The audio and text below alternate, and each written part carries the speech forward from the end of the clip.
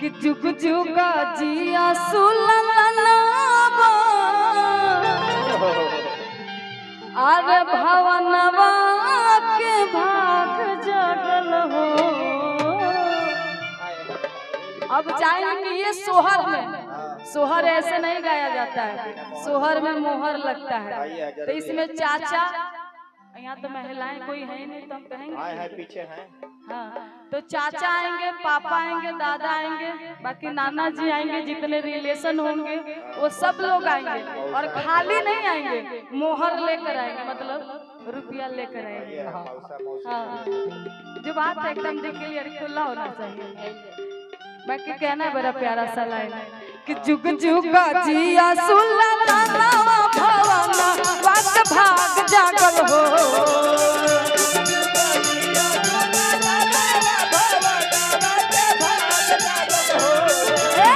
जुग जुगा जिया सुललनावा भवना वक्त भाग जागल हो। ये लाइट वाला चाचा आप चला रहे हैं? अच्छा आप चला रहे हैं। ये ऑर्केस्ट्रा नहीं चल रहा है कि आप भूख भाग बारिएगा। हाँ, एकदम वाइट कर दीजिए, हमारे कैमरा वाले भैया का थोड़ा दिक्कत होता है कि सब लोग का मुंह दिखेगा फ्रेश टू फ्रेश। आइए हाँ, वाइट रखिएगा, ज्यादा भूख भाग मत करिएगा। कि जुग जुगा जिया सुललनावा भवना वक्त भाग जागल हो।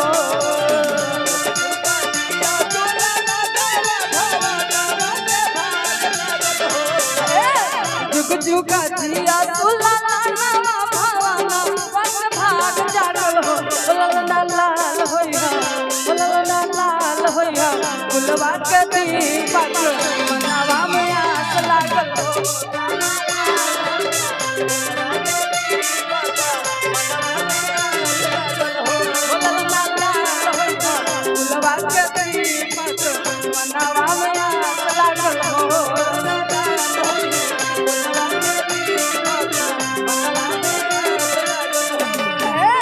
जुग जुगा जिया सुललनावा भवना वक्त भाग जागल हो।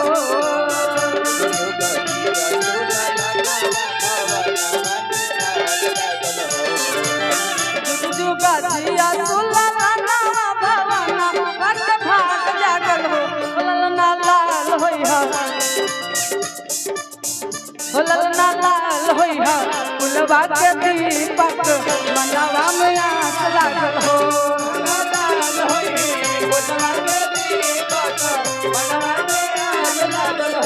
ललना लाल होइहा, गुलवा के दीपक मनवा में आस लागल हो।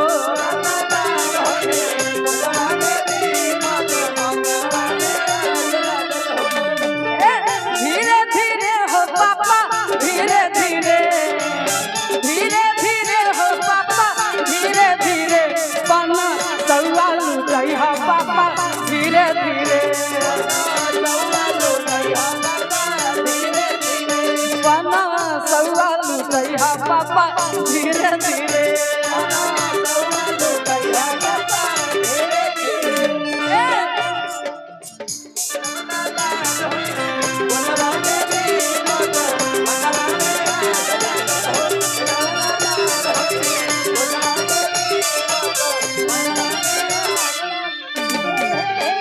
बाकी आगे बड़ी सुंदर भाव में औरत अपना राजा जी से, अपना सैया जी से बताओ तेरे कहो तरीका के। आज के दिनवा सुहावन रतिया भावन हो।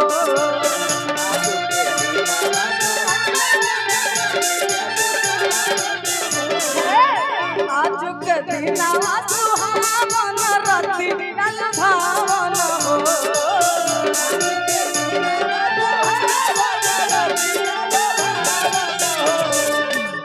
औरत कहत तरी कि आज के दिन बड़ा सुहावन है और ये रात बाकी में बहुत लुभावन है। बाकी कहत तरीका कि आज के दिनवा सुहावन रतिया भावन हो।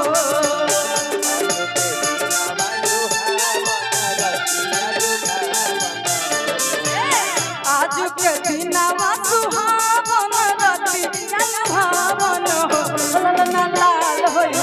ललना लाल होइहा फुलवा के दीपक मनवा में आस लागल हो ललना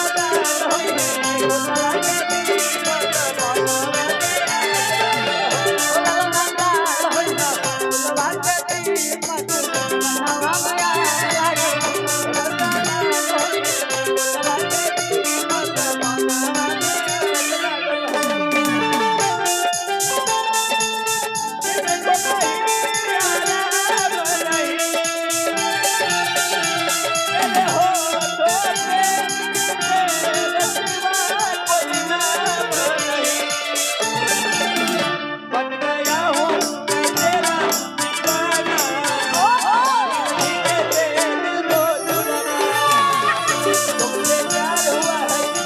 में आस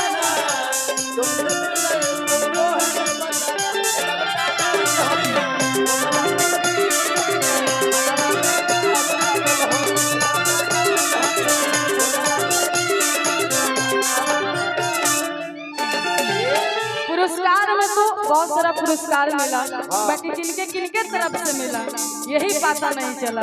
बाकी बहुत आप सब लोग ने प्यार आशीर्वाद दिए। अभी तो बहुत सारा चीज बाकी है। लड़की के नाना के तरफ से बात।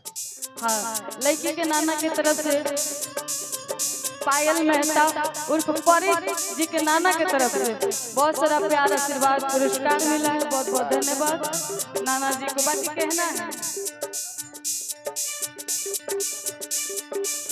सत्यानंद मेहता जी की तरफ से बहुत सारा प्यार आशीर्वाद पुरस्कार है।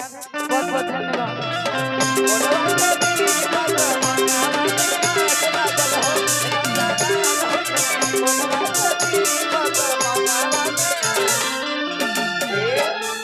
बाकी नाना जी की तरफ से बहुत सारा प्यार आशीर्वाद मिला है।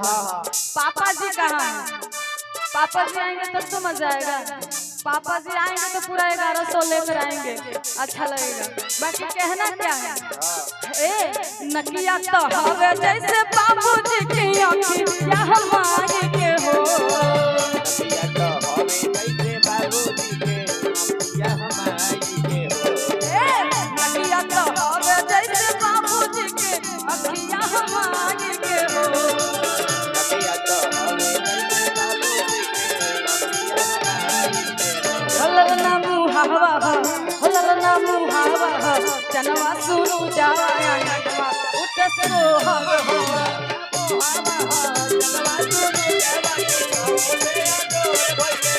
ललना मुहावा चनवा सुनु जाया नटवा उठ सो हर